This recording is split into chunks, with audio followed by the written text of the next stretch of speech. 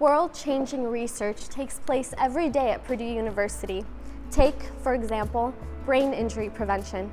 It's a very important topic in sports and in the military. Even with the use of helmets, athletes and soldiers are suffering serious, debilitating damage from repeated head trauma, even when that trauma does not result in concussions.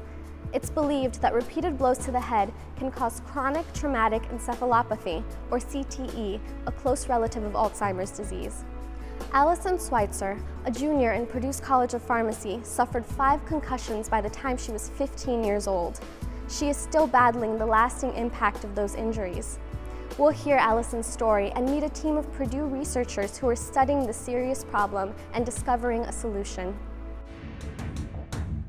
My sophomore year, I had 3 concussions in probably what was less than 30 seconds. And now my life has changed drastically. I can't do simple things that I used to do.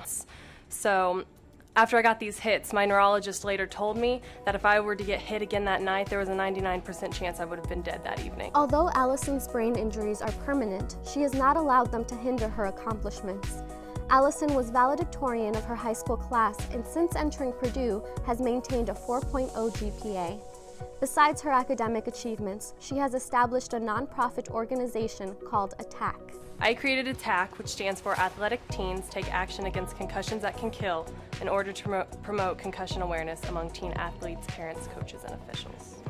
I'm excited about all the research that has been taking place because of these Purdue professors and the innovation and the technology that has been provided to provide safety for these athletes. A Purdue research team began collecting data on high school football players, focusing on assessment and prevention of brain injury.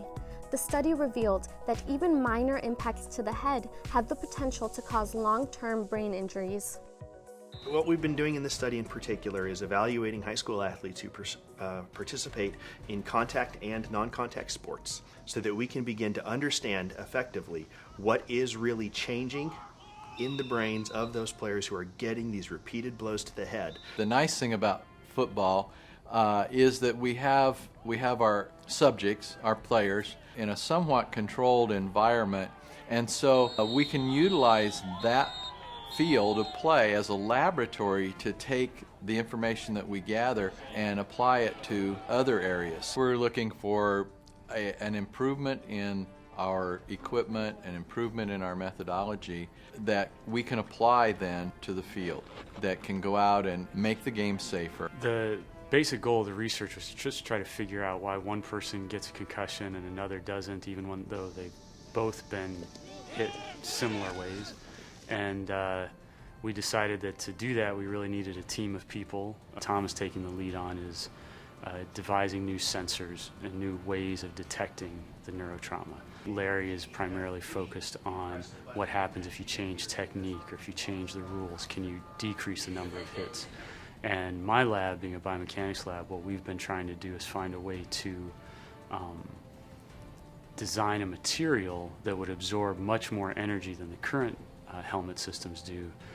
The material that we developed is actually kind of a nice one because it's flexible, it absorbs a lot of energy. Once we kind of decided what that material should look like and realized we might actually be able to make it, that was our aha moment. That was the thing that made us feel like we were really contributing. The team's work expands beyond discovery.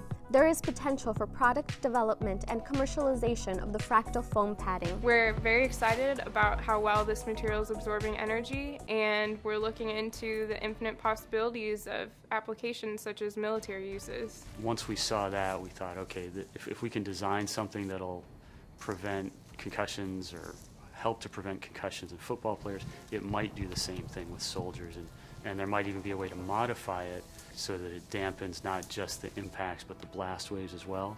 We work directly with the Army Research Lab, and their interest has been high in the work that we're doing here at Purdue University.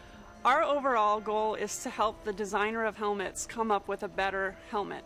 So our specific role in that is to come up with a test that can evaluate the performance of the padding within the helmet so that they know what properties of the padding are good, what properties maybe they need to improve on, and that will ultimately lead to a more effective helmet. The testing we're doing here is a little bit different than the testing for a football helmet. An Army soldier will experience different types of impacts as compared to a football player. A football player might experience impacts throughout the duration of a game, where a soldier's main concern are blast impacts, higher amplitude, a shorter time period, and that leads to a difference in our approach. We envision this maybe being used in dashboards in cars, possibly in the seats on school buses. Any place where people suffer head injuries, we'd like to be able to mitigate those effects.